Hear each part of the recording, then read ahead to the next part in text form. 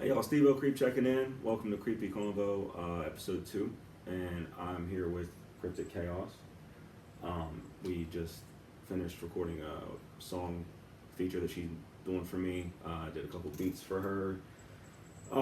We've known each other a little over a year now, right? We just discussed that earlier. Yeah, little over. Little over a year. We met through the Akron. Oh, this is Bones. If you haven't seen my socials, this is my new cat, Bones.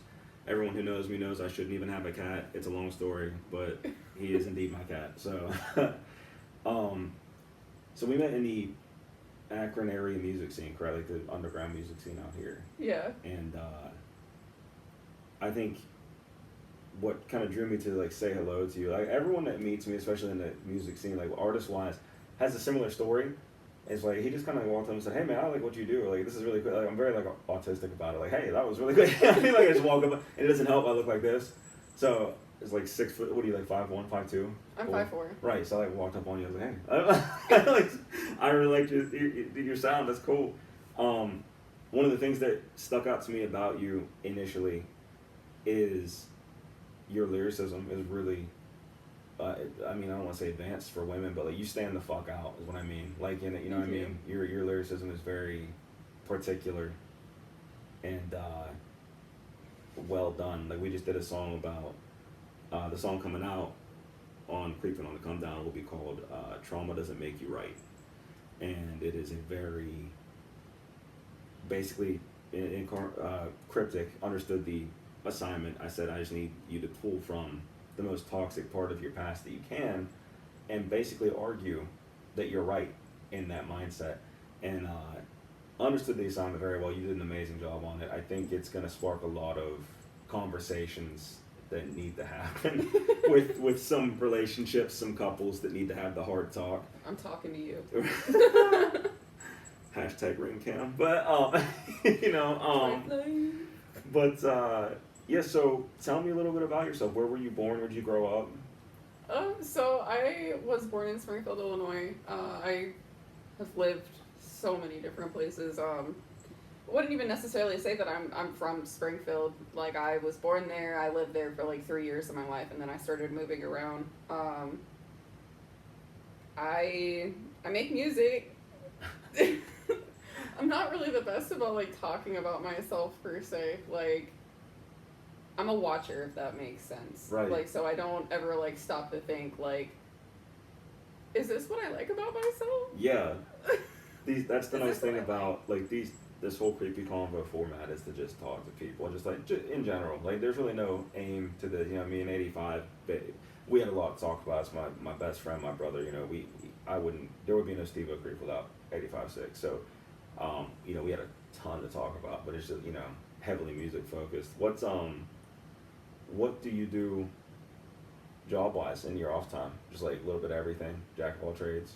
So, kind of. I'm a model. I own my own business. I do, like, crop tops, different things like that. I crochet.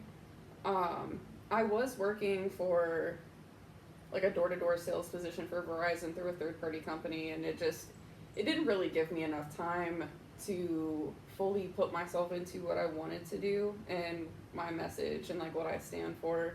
So I stepped away, and there was just a lot going on personally, and I found out some things about that position, so I just kind of stepped down. So right now I'm just putting all of my focus into like my business and my music. Right.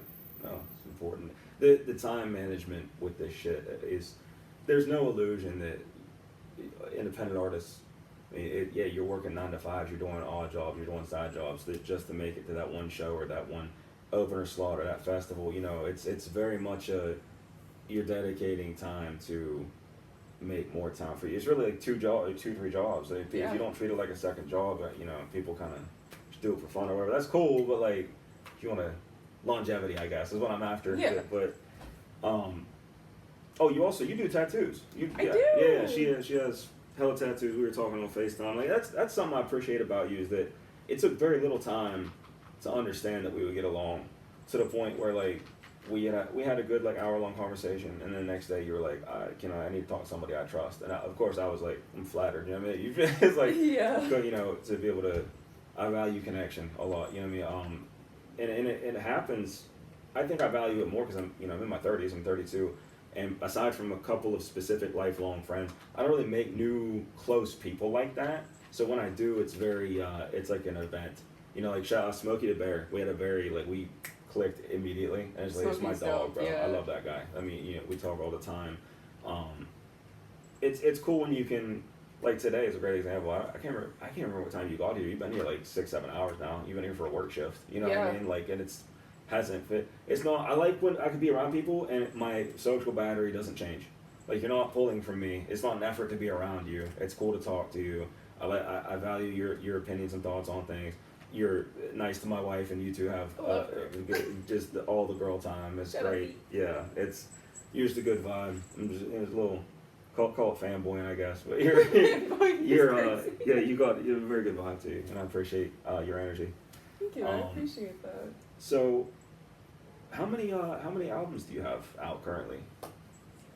None. You're working on a debut. I am. Okay. I am. All right. It's got a crazy concept. I don't think a lot of people are ready for it.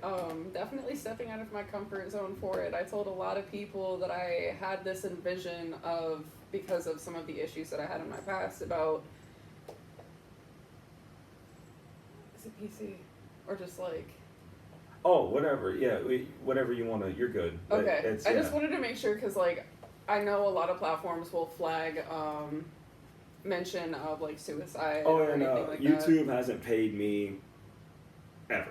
I have songs like "Fuck the Police," "Suicidal Thoughts," "THOTS." They don't pay me a dime. I don't care what these motherfuckers. Okay, say. okay. These niggas don't pay me anyway. Go ahead, say what you want to say. You're all right. It's I had this envision because I struggled with a lot of suicidal thoughts growing up, and even still now with being an adult and having some of the mental health issues that I do. I wanted to reenact that. I want to put that into my music and reclaim what everybody thought that they could take from me and what I allowed them to take from me. So this album is basically me taking my power back. My first track is literally going to be me killing myself, and Right. Heavy shit. Heavy shit. It's important though, Yeah. That's your way of processing, yeah. It's kind of like I look at it journaling, but through audio almost. You're just letting these people into your. Yes, I literally tell people that all the time. If you really want to know how I feel, because I'm horrible about talking about my emotions because of my trauma. If you really want to know how I feel, listen to my music. Listen to the message behind my music, not just the words. Listen to the emotion that it's portraying. Listen to the way that I'm saying things, because it all plays a part in how I'm actually feeling, what I'm going through. There's a lot of songs that I've tried to cover up the fact that you can hear me breaking down and start crying. Mm-hmm. I've done a lot to overcome it. The way that I was raised, my mom, my birth mother, used to read my diaries as a kid, and then use that against me and try and manipulate me, and that would become front and center on social media. So that's my way of reclaiming it back, and I turned my music into my journal. That's good though.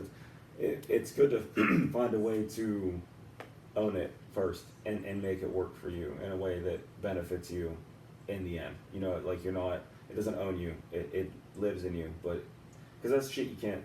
I don't believe that things like that, like trauma, ever really goes away. But I think that management becomes easier depending on what you choose to do about it. Absolutely. My brother killed himself in my house close to a decade now it's been, and I gave myself a very unhealthy ultimatum. 7 days of just a drug binge, and if you're alive on day 7, you got to keep it pushing. Don't process, you don't have time. And to be fair, I didn't, but that it didn't become good for me until I wrote about it. It didn't be, I had never been able to tell him that I wasn't angry at him for it, and I knew that he was hurting, so I put all that shit into music, and that really helped me process a lot of the feelings of just pain, I guess, grief. It all kind of melds together. So Yeah.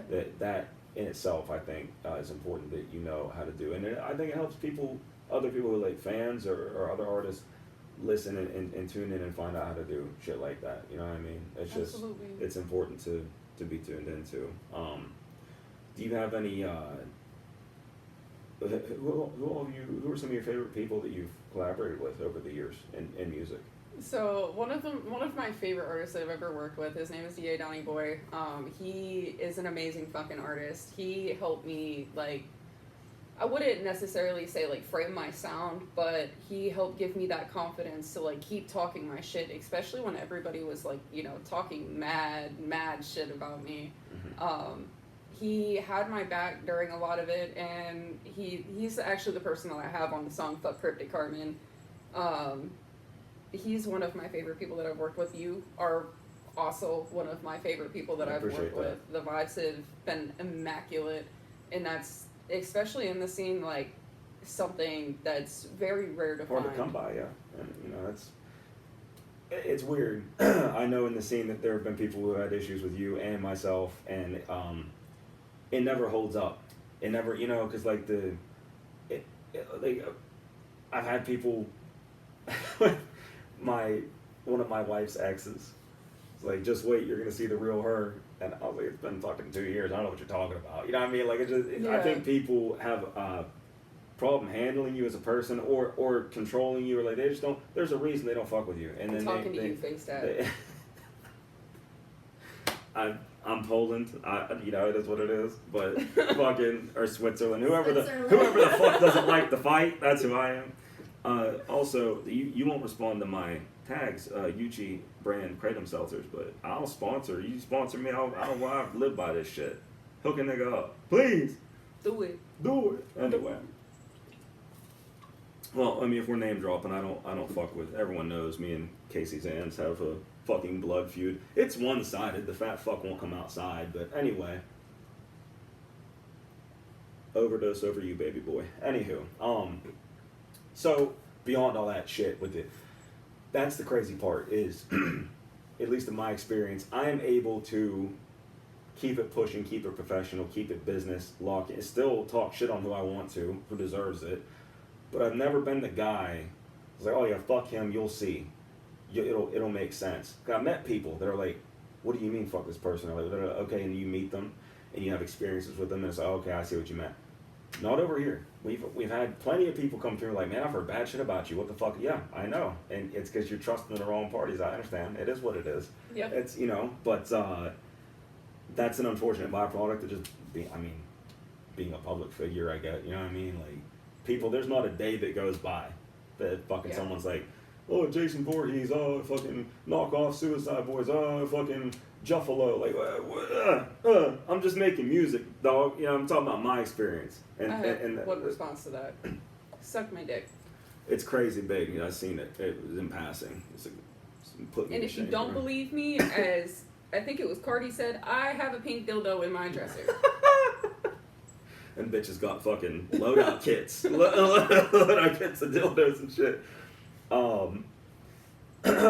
So keep forgetting it died. Are you into like the whole zodiac shit by chance? Do you? I am. I never. This is shout out to Anthony, my brother. He always tells me I'm an Aquarius. I'm like, I'm not an asparagus. I'm a person. You know, it's just, I think it's fucking. I can see where people believe in it, buy into it. It's just, you know, I don't really have like a religious faith. I believe in a God, and I think that we're not here by accident, and I believe in being spiritual and being one with your creator as close as you can be. I mean, I also practice black magic, so whatever. You know, it's like, I'm a toss-up. I fast like a Muslim, but I'm not Muslim. You know what I'm saying? There's just like, I kind of pull from what makes sense to me personally and just go with that. But, you know, because you mentioned prior, like yesterday we were talking on the phone just about how spirituality plays a role in your life, and I was curious to touch on that a little bit. Yeah, so I am very big into the more morbid side of life. I am very spiritual. I am a devotee to Santa Muerte. I've dealt with a lot of dark shit in my past, and that's been my one way that I've been able to cope with it. The way that, like, I really found her, it genuinely felt like she wrapped me in her arms at my lowest moment and kept me safe and protected me. I'm very spiritual in that aspect. I do practice. I do practice magic. Leave me the fuck alone. I know that there's specific people that are going to end up watching this just because They want to see what's going on in my world and That black magic pussy, baby. Keep you know what I'm saying? watching. Fucking is addicting. keep watching. That's all I gotta say. Because if what I'm doing right now makes you uncomfortable, get ready to be miserable. It's about to be a bad time, I guess, huh? For them. I mean, everyone else is fine, but that plays on it. So yeah, I agree. I think spirituality is an important byproduct of existing. I never understand. Not that I disrespect it, but atheists. I have friends that are atheists, and I'm like, so you believe in absolutely nothing. I'm not asking to like convert you or just like you don't believe there's we're worm food. Like that's it. I don't know. Maybe that's just too bleak for me, or maybe it's just like I have experienced a lot to whether that's with entities or spiritual experiences or whatever. I just can't subscribe to the fact that we're here by accident or we were monkeys or what I mean. Like it's not something that I can understand and respect as a thought process. Personally, that's the biggest thing about me that I enjoy is like people are like, oh, he's hard to get along with, bro. I have friends of every religion, race, sex. I don't care. It's if the energy matches, it matches. I think people have kind of gotten lost on vibing like with one another. Like if you don't vibe, you don't vibe. It doesn't mean there's something wrong with the other fucking person. You just doesn't make sense. You know what I mean? So exactly. That's why I was pretty thrilled to kind of just have discussions with you on the phone and figure out like just get inside your head a little bit and really go into the depths of like how we process things, why we think about things the way we do, things that you're going through that I'm going through, which there's a genuine care to you as a person. Like your spirit it's caring, it's you're compassionate, but like I feel like you're fierce too. It's like a ghetto queen, you know what I mean? Like you know what I mean? That's who the fuck I married. So like I'm just pretty much typecasting you. You're like fucking, my wife is the nicest fucking lady on the planet until she's fucking not. But I guarantee you brought it out of her if she's mean to you. You know what I mean? Exactly. But if I'm mean to you, you fucking deserve it. it was coming. So, what is your 2026 looking like? Any major events, major plans you want to divulge? You can divulge. I mean anything. So I can't go into deeper detail about it, but there is a very exciting event that is about to be released this weekend actually, and then I can finally talk about it. It's been hell trying to keep it in for like the last month. I've got an album, like my first debut album planned out. It's hopefully, fingers crossed, if everything's put together properly, it's going to be out by like February, March, probably around that area. I'm probably going to push it a little bit farther, just because I'm a perfectionist. Like I want to make sure that my craft is 100%, perfect to me, at least in my eyes, before I release it. Mm-hmm. Got a lot of shows planned, shows this year as well, booked. That's pretty much it. Got some singles that I'm going to be dropping soon as well. All right. It's exciting that you've got a lot going on. I'm very excited that we've decided to embark on a little side project together as well.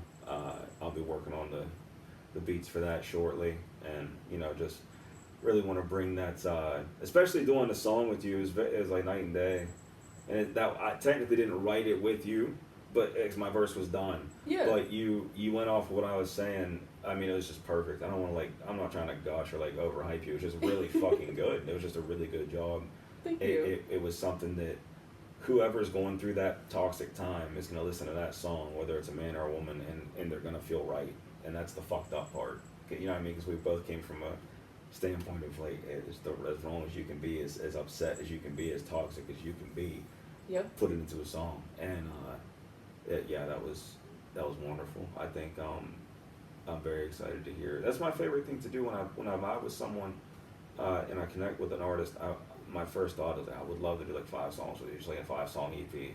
Oh yeah. Me and Smokey kind of catapulted that because I had a lot of stuff that couldn't be used from the past, side projects that fell off with people, and I culminated them, and then we got some new stuff on the album as well. So Midwest Murder Cult is the 12 to 15 or something, 14 songs of just us doing what we do. It's Midwest Gutter Boys, you know what I mean? It's going to be phenomenal. But I'm very excited to hear the things that we create together, the stories, the songs, the sounds, I mean the vibes in general. Definitely right in time for the love and death era of Creep that's coming. That's a little hush hush. We'll get it. You'll see before you hear. I'll tell you that. So do you have if you had to name three, I always like to do this, three influences from each category. So like artists that are solo or duo artists or whatever, and then like bands. If you had that, so 6 total. If you name like 3 bands and then 3 artists that you are absolutely enamored with, who would those be? So like band, like would we consider that duos as well? No, I'll leave duo projects for artists like that. You know what I mean? Like Okay. bands are like 4-piece or more. Okay. So for bands, definitely Pierce the Veil. I'm a huge Pierce the Veil fan. Have been since I was a kid. Love me some Bring Me the Horizon. They've definitely influenced it, especially like in the like more grungy aspect. Like when I'm getting ready to scream, like my first thought is, all right, what would Ollie Sykes do? I wouldn't say I really have a third band. Because like when I'm getting ready to put on, like write a song or, you know, just vibe out and try and work on something for myself, like I'll put on rap before I put on a band. Got you. For my artists, Casey Olsen, she's like an older time singer, but I've always vibed with her music, like, so I would definitely say her for like when I'm getting ready to like write a singing track. I'll throw on some Casey Olsen or some Fleetwood Mac and I'll listen to that. Rap wise, Snow the Product and Miss Crazy. Those are my 2 biggest inspirations. I love them. Snow the Product definitely. Yeah, she's famous for a reason. She's good at what she does. The first time I heard her ever was on Tech Nine's So Dope with her recognizing Twisted Insane. Oh yeah. That was also when I went and purchased all Twisted Insane's albums, and he became my favorite rapper. I was like, this motherfucker, I need to hear this for the rest of my life. So shout out Brain Sick Music. I love those guys. They're fucking phenomenal. So what does a perfect day look like to you? That's just an oddball. Like waking up to going to sleep. What does like a perfect day consist of for you? I've never really thought about that, to be fair. What sounds perfect? Somebody letting me sleep all day. Type shit. I need a break. That's fair. That makes sense. But no, on like real topic, definitely like waking up like 8 o'clock in the morning. I used to say all the time, like I'm not a morning person. I like waking up in the morning, making some coffee, going to the gym, working on what I need to work on, like whether that be paperwork, promoting, or even like re-recording or like mixing and mastering a song. Going to pick my sister up from work, going to pick my mom up from work, coming home, making something to eat, relaxing, playing some games, talking with my people, just chilling. Just being peaceful, sounds like. Yeah, I mean, it's like existing peacefully without any issue. Yeah, that's, these days, I mean, fuck, that's probably a popular answer. Yeah, it's probably something everybody wants. Yeah. So where could these lovely people locate you at, music-wise, socials-wise? I'm on all platforms underneath Kryptik Chaos Music, KryptikChaosmusic, Spotify, Apple Music, or I am on socials as Kryptik Chaos Music, or on Facebook I am Kryptik Carmen. Very talented young lady. I enjoy just working with you, being around you. It's dope. I'm really happy that this area, Ohio, currently has you as its one of its front runners for female artists. Definitely doing the damn thing. You know what I mean? Hopefully you get to pump out to Missouri with us next year. Triple M. Shout out Mama Sonia. We love you. I'm excited to see you again. But yeah, Kryptik Chaos. Just wanted to do a brief hello, how you doing type shit. Thank you for talking with me. This has been Creepy Convo, and thank you for coming today. We appreciate you.